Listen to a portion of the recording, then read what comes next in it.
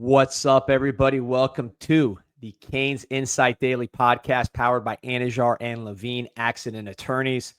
It's game week, so we got to bring out the big dogs. Got Ahmmon Richards, record-breaking receiver for your Miami Hurricanes. You know who he is. I don't need to introduce him.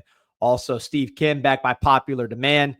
Every time we bring him on, people will ask for more. The historian will talk about this rivalry going all the way back and just, of course, get ready for the game. First, talk about some folks with a history of getting money for their clients. That's Anajar and Levine Accident Attorneys. If you or someone you care about has been injured in an accident, you could be entitled to significant compensation. Dial 1-800-747-FREE, 1-800-747-3733. Take back control of your life with Anajar and Levine. Pete, hop in. How we doing? I'm doing great, man. Let's hop in the other guest here. You hop him in. Ahmmon, hop in. Hey, we here. Let's go, baby. What's going on, man? I feel like we did this podcast on the sideline of Canes practices, so many times. So it's nice to finally do it on camera, man. How we feeling? Feeling good, man. I'm excited. To your point, yeah, we're at practice and we're breaking it down as if we're on the podcast, man. Yeah, listen, obviously you're breaking it down. I'm just throwing it up for you, letting you go and moss people. So again, if you guys don't know, Ahmmon Richards, record-breaking receiver for the University of Miami, still a diehard Miami Hurricane fan. Someone who's been in this game, been in this rivalry. So the man we got to talk to. So just off the top, man, just take us back to that season, 2017. And just obviously, I'm guessing as you see all this stuff happening, you're kind of getting a little bit of those nostalgic feelings. Yeah, no, for sure. I think it's funny because the timelines are kind of lining up really the same, right? They're coming in with this like Heisman type trophy running back, arguably the best running back in the nation. Everyone's pretty much trying to convince us why we aren't going to win the game. And it's the same exact thing. But one thing I do remember is that, the guys in the locker room, they're not really paying that much attention to it. They hear it, but they're focused on their craft. They're focused on just getting better each practice. And at the end of the day, like Mario said, the pad's going to do the talking. So Plank time. Appreciate your support. He's saying over under 10 minutes before AR's camera dies. What's going on? Your camera's got the durability? Yeah, it's an inside joke where my computer overheats every now and then, but I listen, it's good today. I made sure it was good today. So take us back this play right here. Pete pulled it up, producer extraordinaire. This is 2016. So tell us about this one right here. Man, yeah, that was right there with Julian Love. It was an end around, and we're trying to create a spark. That game was a little tough on the road. And it was second down, I believe, and just trying to make a play. Do something, to try to get the first down. And I saw the angle. And honestly, I've never hurdled someone like that before. I've jumped over a guy in high school, but as you know, in high school, you can't really hurdle. So I kind of like side jumped someone, but that was my first time like actually like clearing someone that was like standing like straight up. Huge play. I think I didn't even realize like what I did in that moment because just the heat of the battle. But it wasn't until after the game, I was on Twitter and I'm just looking at the video. I'm like, wait, I was like, hold on, wait a minute. But it was good, man. Just playing in that environment, I just think sometimes just naturally just start doing things that you normally wouldn't do. And that was just one of them. It's crazy. I'm seeing three NFL players in the picture. There's Liam Eichenberg, there's Ian Book, there's Love. But the best football player of all those guys is the one jumping over right here, number 82. So Pete, go ahead.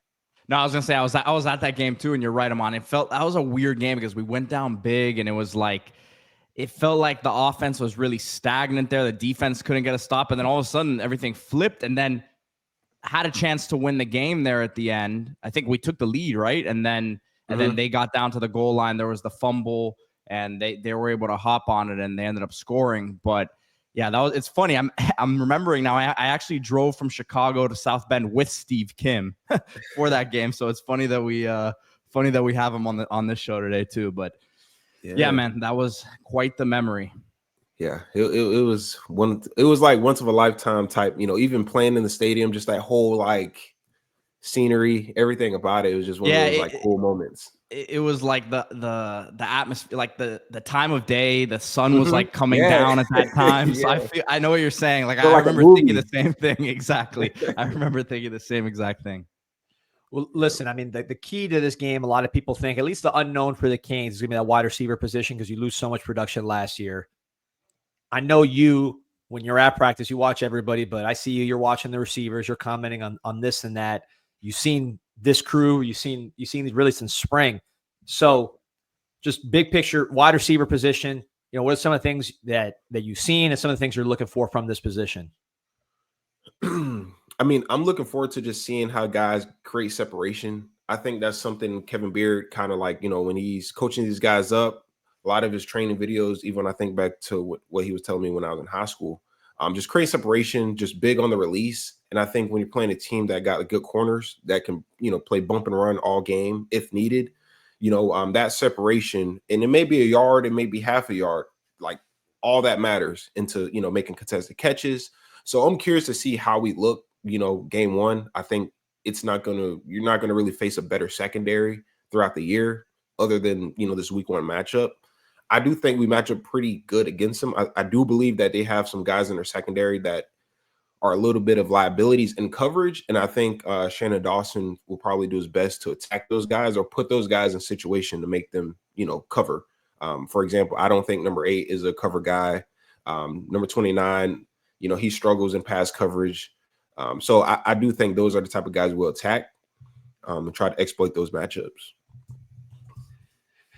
So look, you've seen some of the younger players probably more than others because you've been at practice, right? So you've seen like JoJo Trader, like everybody hears the name, right? They haven't seen him aside from that Iowa State game, a little bit. Malachi Tony, no one's seen really since high school unless you've been at practice. So just let's start with those two guys in particular because you've seen them up close. What do you see from that? JoJo Trader for sure. I would say he's definitely like your finesse type player. Really improving as far as like his play speed. I think he is a bit faster than I remember him as a freshman for sure. Just the way maybe he's a little bit more comfortable just being out there at a collegiate level. Great hands. What you said, Malachi Tony was the other guy, right? Yeah. Malachi Tony. I mean, I don't even know where to put him, right? He's just one of those guys where he's not the fastest, he's not the biggest, he's not the smallest, funny enough, but he just knows how to play football. At the end of the day, like he reminds me of DJ Dallas. That's kind of the type of player in my mind I'd like see, like put him anywhere. If anyone remember, DJ Dallas came in, he played running back, receiver. He was at DB for a time period, just a gamer. Malachi Tony reminds me of that, but I think he's like a legit receiver at the same time. But man, he just makes plays. And every practice I've been to, the kid has just made consistent plays. He gets open, he's quick, great hands, and he knows how to like find, zones, sit down in them. He knows how to play fast, play slow, which is really like, I don't think that's something you can coach.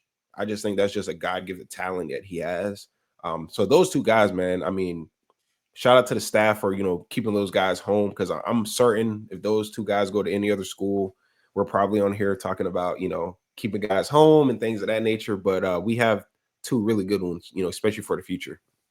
Before Shannon Dawson says, go ahead, Pete. Well, I was going to say, Shannon Dawson says the same thing about like finding those soft spots in the zone. And he talks about against man, he understands leverage really well too. And we're expecting to see a lot of man against Notre Dame, correct? I mean, as a receiver going into a matchup where you're expecting a certain type of coverage, like how does your mentality change, especially understanding that it's a hyped up group, right? Like, not trying to do too much, but at the same time, just sticking to the fundamentals. So that's the part where it can be difficult, especially early in the game, because emotions are so high, right? You're playing in a sold out environment. Your family and friends, cousins, girlfriends, everyone's like, literally in the stands, and you want to make the big plays. Multiple girlfriends, huh? Yeah. You also got to understand that, you have a game plan, and sometimes you have to play within your role. And for me, just from experience, I remember we played Notre Dame. I had 0 catches. I didn't catch a pass, but we won by 40-something points. And I did my job. Like my role was to go out there, help draw coverage, whatever the case may be, block on the perimeter. And that's what I did. And at the end of the day, that's what it's about. So I hope that all the guys are just locked in, and whether you have 1 catch for 20 yards or 3 catches for 75, I just hope all the guys are like, pushing each other and helping each other out so we can all get a collective W. So, Mom, one of the follow-ups I was going to ask was regarding, you mentioned DJ Dallas and Malachi Tony. former quarterbacks, right, in high school. So whether you play quarterback or not, how important is it for someone who's trying to get on the field, and you were one of those that got on the field earlier than anybody and played more than anybody, to kind of understand what the quarterback's looking for? Like, people see the speed, they see the hands and all that, but how much of it is kind of knowing how to make yourself available for that quarterback? Yeah, it's very important, right? The quarterback, he's literally like, you got to think every play he snaps the ball, he's literally looking for the guy he can trust, right? His job is to complete passes.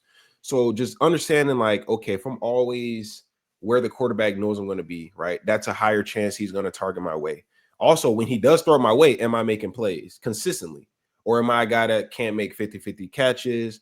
Am I a guy that may run the route, you know, if it's supposed to be 10 yards and in, am I going 12, throwing off the timing, now it's an interception? All that stuff matters. So I think it's hard to play like as a freshman, and I think it's even harder to be like productive, just because like in high school, like you're not really taught like all those like different things, right? You're just kind of out there and you just running around a little bit, you know, you're running a post route, but you're just running at whatever depth you think you should, right? So when you got to be more technical on this level, I think that's where guys struggle. You know, but I do think so far, you know, the guys that we have, you know, that in the room, they seem to be picking it up.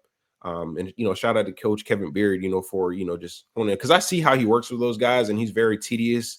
You know, he makes guys start over, things of that nature. So I think we're in good hands, but overall, it is hard. I will say, I know people, you know, want guys coming for the freshman record, but when I think about it, like all the different layers that have to go right for you to like actually get out there and then just get enough targets and passes to do it is not that easy. But, you know, I think, you know, someone like Malachi, you know, being in that slot, man, hey, I was thinking about it this morning before I got up here, and I was like, if anyone could really do it, like, I know we've been saying it for a few years, but when I'm thinking about the slot production and how he's starting off camp, how he's always open, how by probably week 6, 7, he might be Beck's favorite target, I'm like, hold on.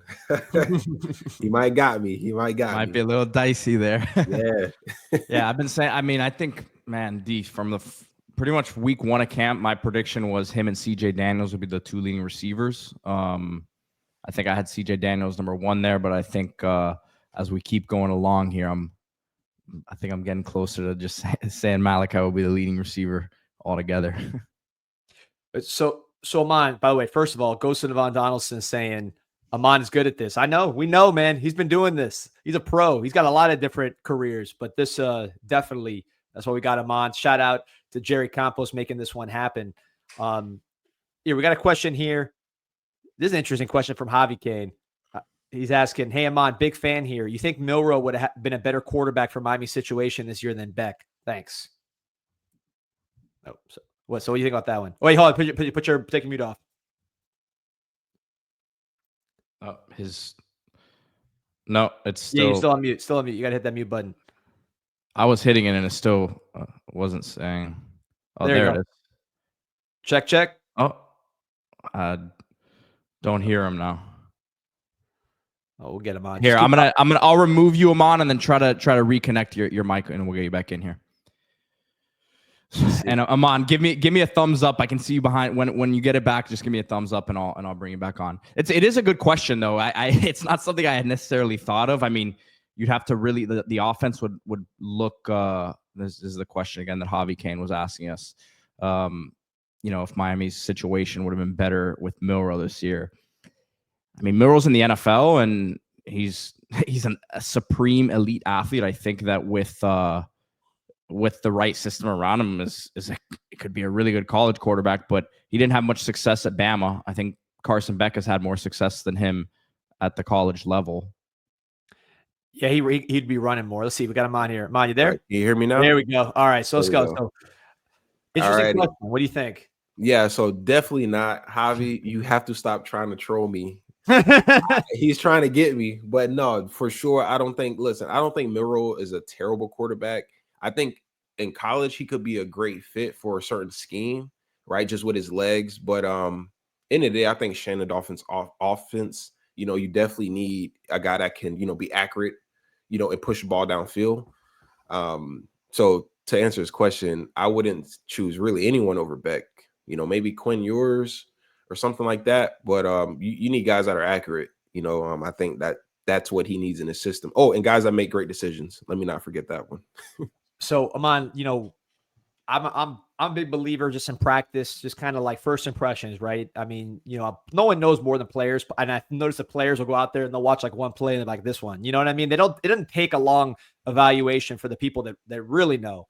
From a fan perspective, the first thing, kind of my takeaway from going to practice was, all right, first thing I'm looking, Beck's arm works. Yep, Beck's arm works. Check.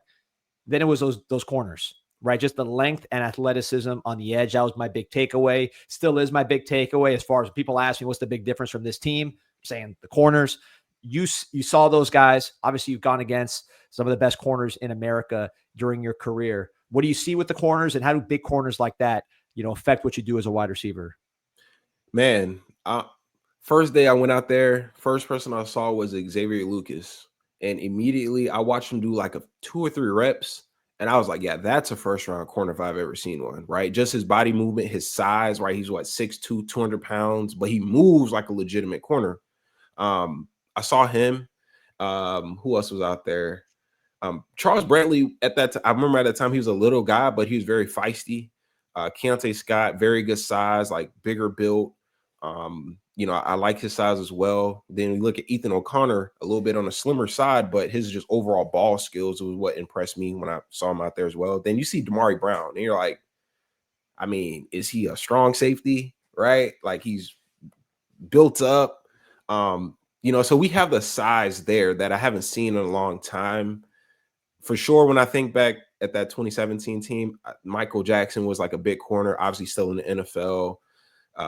We had a guy, D. Delaney. He transferred in from the smaller school, but he was a bigger guy, right? And I think, to compete with some of these bigger teams, right, we're going to go against Notre Dame. They have a 6'4" receiver out there, right? You're going to need those bigger corners. And I think those guys do match up well versus bigger guys. And it's difficult as a receiver going against bigger corners. Why? Because they have longer arms, right? When you're trying to get into your release, they put hands on you. It kind of knocks you off your timing. Right. So there's a lot of different things that can present challenges when you have a guy that's literally your height or sometimes bigger that's, covering you out there. And you as a, guy with NFL size, you're that type of guy that people are trying to worry about covering. Did you prefer to go against a bigger corner? Maybe it was a little stiffer, or like a smaller, quicker guy that didn't have the length on him for you? Man, that's a good question. I never thought about it. I would say, me personally, I did like going against bigger corners only because it felt more fair, if that makes sense. Smaller corners, like obviously you have advantage as far as just like I have longer arms, usually if it's a smaller corner. But when it's a big corner, I went against DJ Ivy, and I told people, I'm like, DJ Ivy is a good corner. Now, I don't know what happened on game day, right? Whatever the case may be, different miscommunications. But when I went against him, I'm like, long arms. Every time I'm trying to run a slant, like he's right there, right? Got to make contested catches. He has longer arms that can punch the ball out. Ball's in the air. He can get his hands up, up there with you. So him, Mike Jackson, those bigger guys, like they definitely presented challenges. And as we see, Mike Jackson, like I said, still in the NFL. DJ Ivy is still impressive with the Bengals. At some point, he's going to find himself, out there getting some good playing time. So I think I might have been right by those. Listen, you don't have to convince us on DJ. We've gotten heat for years for defending him and saying, look, the dude's in the NFL, and you're right. He's going to be on their team again this year and be a player who's in that rotation. It's funny you brought up Ethan O'Connor, Ahmmon, because I had one of the things I heard was like one of the best corners on the team, but he's smaller. And then I see this picture of him from over the weekend. And it looks like he's bulked up, man, significantly. Hey. Look at that, right? That was like from last week when Mater Day was here practicing, and he looks way bigger than when he first got here, I would say. He has more, or you can tell like more muscle mass. That's good. Like later, he has long arms, so it's harder to like get that like build. When you're a guy with long arms, it's just harder. But shout out to the strength and conditioning staff, man. how yeah, for sure. And I mean, it seems like Mario was pretty happy about it yesterday. He was talking about the soft tissue injuries have gone down. I mean, like I know it doesn't sound like much, Ahmmon, but can you explain like what that kind of means to the normal fan? Because it seemed like there's a lot of like hamstring injuries guys were dealing with in the spring, and like that sort of stuff really lingers. And for a guy like you who was a speed guy and kind of built a way that the hamstrings were a bit susceptible, like talk to us about like the importance of what Mario said yesterday in that respect. Vital. And I can tell just the way he was talking about it is something that he's probably had concern on for sure, for him to even mention it like the way he did. Definitely was probably a problem. I'm sure it's probably, you know, things that weren't put out there in the media, just guys like getting nicked up or, you know, pulling a hammy or something like that. But it's huge, man, especially when you're trying to play fast. And, you know, a team like Miami, we want to play fast, but it's hard when you're like when your legs are contracting and you literally can't open up fully and you can't really, you know, get out of your break as fast as you normally can because of your hamstring. So it's huge. I obviously, as someone that went through hamstring issues, I didn't tore my hamstring. I pulled it. Just dealing with those issues, man, it literally slows you down. You know, I was a 4.3 guy, but I couldn't really be that on a consistent basis because it's like you're like hampered. If you push yourself to that limit, you push yourself to that limit. It's bad, man. Yeah. And then the thing is, once you like pull it and tear it, like you're in your back of your mind, like only thing you're thinking about is not doing it ever again. Like, let me not open up too much. Let me not explode or get out of this break too quick because I don't want to, you know, I don't want it to give out. So shout out to the staff. They obviously figured it out. I'm not sure, you know, nowadays with analytics and different research, I'm not sure what they figured out the cause maybe, but it seems like we've been doing a good job just staying on top of that. And the guys seem to be a lot more healthier because even throughout camp practices, like you don't really see guys go down like that.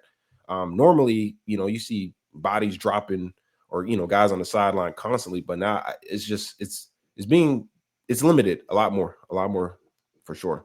So we were talking offline. I know you've taken a look at Notre Dame's receivers, you know, Great House, Malachi Fields. I mean, 210, 220 plus type dudes. It's going to be a heavyweight fight out there. You talk about Frederic, Lucas, Damari Brown, those kind of guys. So just from the other side of it, now looking at the Notre Dame receivers and how they match up with us, what are you seeing out there? They present a challenge for sure. Obviously, his name just blinked, but Malachi Fields, you know, played in ACC for a few years, big body receiver, has shown he can, you know, he's played against us in the past, obviously. You know, so familiar face in the conference. I do think we have, you know, the bodies to match up with those type of size. If you would ask me this last year, I'll say, you know, good luck out there. But I think we do have the size and speed at corner to, you know, deal with someone of that size. Greenhouse is an interesting one. He's a bigger guy, but he's in the slot, which is a little bit confusing. It's almost like it reminds me of when Justin Jefferson at LSU that last year was playing majority of slot, even though he was like 6'2", 6'1". So I think he could be a threat in the slot as far as his route running. Thing is that he showed what he can do on the highest stage when he got to the playoffs. He didn't really do it that much throughout the regular season, but you know, we'll see if he can put it together this season for them. But you know, again, good player, good hands. You know, he can get yak, can create a problem out there for sure. And then what's the other guy? Jordan Faison is another one. I think he's like more of your smaller guy. Yeah, lacrosse player. Yeah, he even runs like a lacrosse player, funny enough. Yeah, you're in Palm Beach, so you know those guys. Did they ever try to get you out there? No, man. Half my high school team, half them guys was like lacrosse players. I just could never get myself to do it. It seems fun, but you know, lacrosse, you know, just, you know, coming from, you know, Wellington and, you know, just always been a football guy. I just never it just never hit for me. You know, I just never saw it as something interesting. It's the hand-eye coordination with the holding the ball and running and throwing it. I don't know. Dude, you know who was supposed to go play lacrosse at Notre Dame was Mike Badgley. He was committed to Notre Dame lacrosse, and then he went to prep school for a year and then ended up at Miami. But he was a big-time lacrosse player. out of New Jersey. Yeah. That makes sense why we did conditioning drills, and he was always like, you know, running pretty fast. Like he moved for a kicker. Like he was always like very like mobile. So I didn't know he played lacrosse until just now. I think he wasn't like he was actually like an athlete in high school. Like he was like a slot receiver for them and stuff. They were throwing him balls, and like he didn't really focus on kicking from what I remember. It's a bit of a random side note, but the Notre Dame and lacrosse thing, it just hit me. That he used to talk crap out there before conditioning, and I never understood why. I just thought because he was a leader, a guy that's been there a little longer, but no, because he actually can run and move around. Like he's just not a kicker. Okay, he's been a pro, man. He's been a pro. It makes sense. I apologize to Michael Badgley now. Man. I underestimated your actual athletic ability. Jeez. You know what's funny? So you mentioned Wellington. So I was up in Colorado this summer. I was in Rocky Mountain National Park. So National Park up in the mountains. You know those park rangers, the guy that they wear the uniform, they got the badge or whatever, the ones that run the park.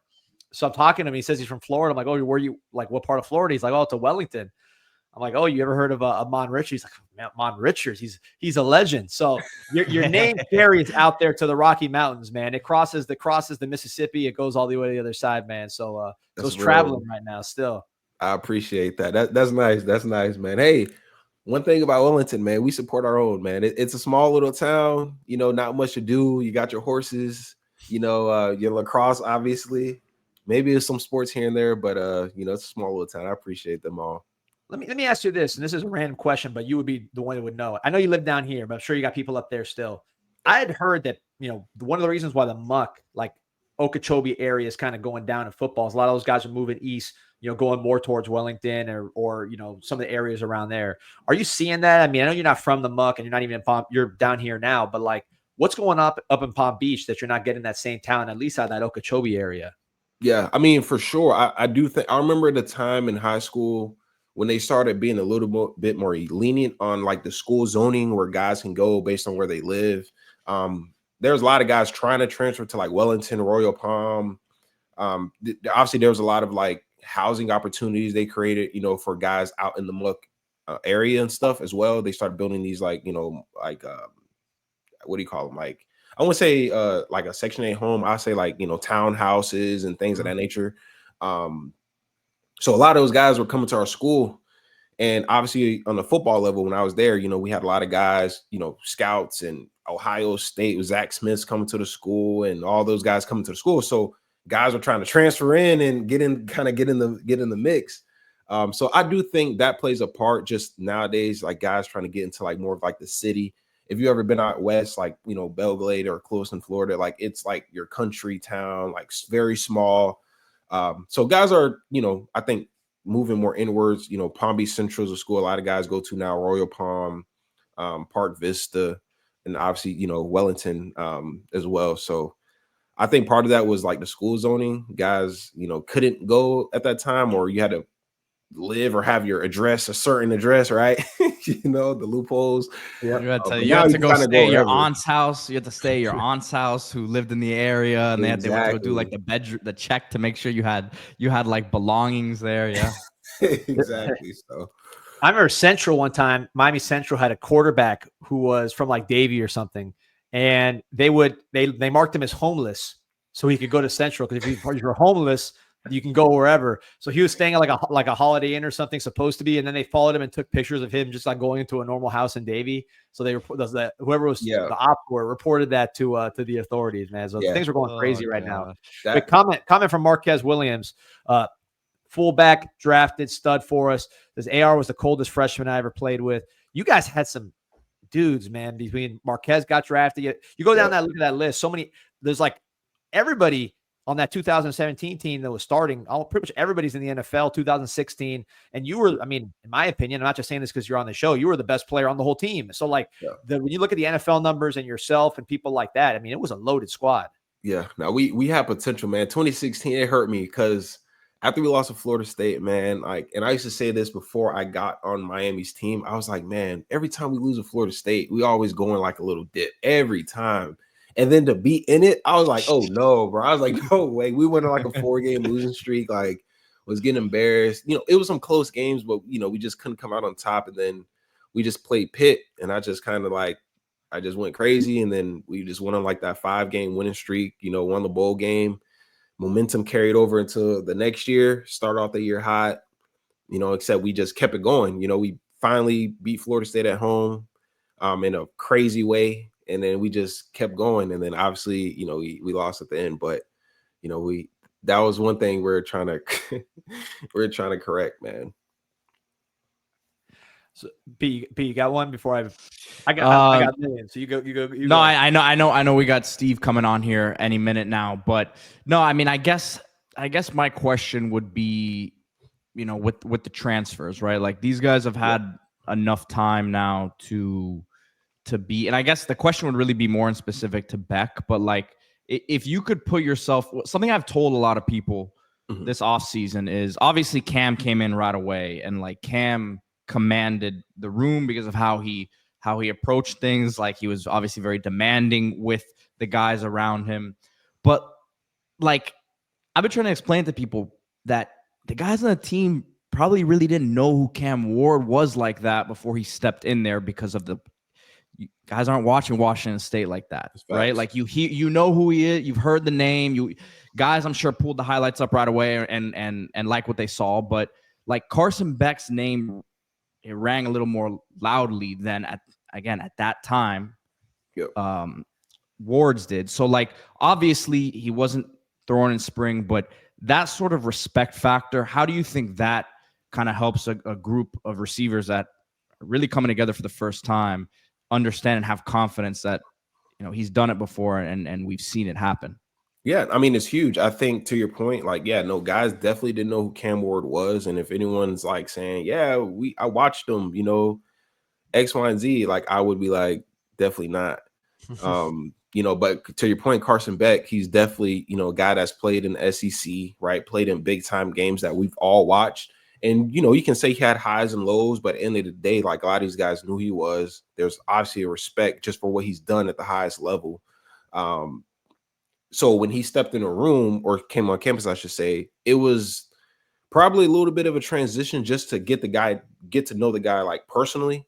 But the football aspect, like the respect, I know fans and rivals troll and talk about how he's not this, but I can guarantee you guys in the locker room don't feel like that, especially when you're like a player. Like you just have respect because you know how hard it is to compete at that level, at what he was doing, like in the SEC, being a starting quarterback, going to the SEC championship, playing on the road at Alabama. Like that's real competition right there. And you're battle tested. So I think that respect out the gate, guys, knew him for.